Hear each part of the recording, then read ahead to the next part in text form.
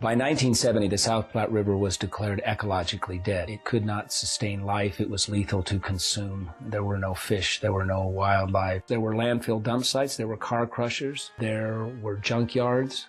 The reclamation of the river has always been a nonpartisan, bipartisan effort. You had a Democratic mayor. You had a Republican senator who was the chairman of the Joint Budget Committee.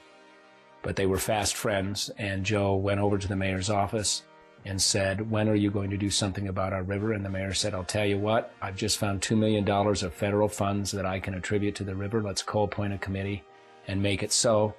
And 15 months later, the first iteration of Confluence Park was done. Anybody that knew my father in those days, when you saw Joe Shoemaker coming, you knew he was going to ask you for some form of payment for the river somewhere. And that's what it takes.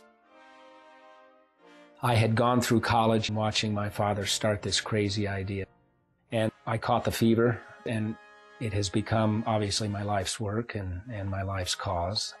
The Greenway Foundation has been involved in creating over 100 acres of parks, natural areas, open spaces, and there's over 100,000 linear feet of improved, enhanced water quality features within the river and its tributaries.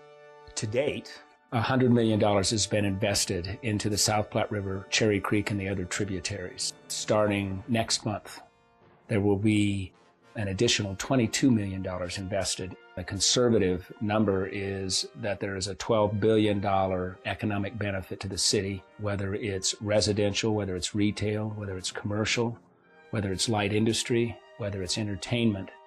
You look at Confluence Park on any given day, there are hundreds of people enjoying a place that a mere 40 years ago was a lethal, toxic dump.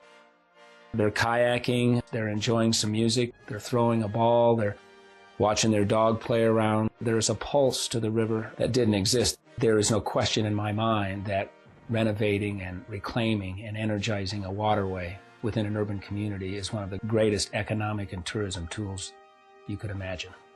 The work of the Greenway Foundation will never be done, meaning we're just getting started. There was 100+ years of abuse, and it's far easier to abuse and destroy than it is to reclaim and repair. Mark Twain called the South Platte River too thick to drink, too thin to plow, a bothersome, pestiferous nothing of a river. It's a joke to call the South Platte a river at all. And perhaps in his day that was true, but that day is gone.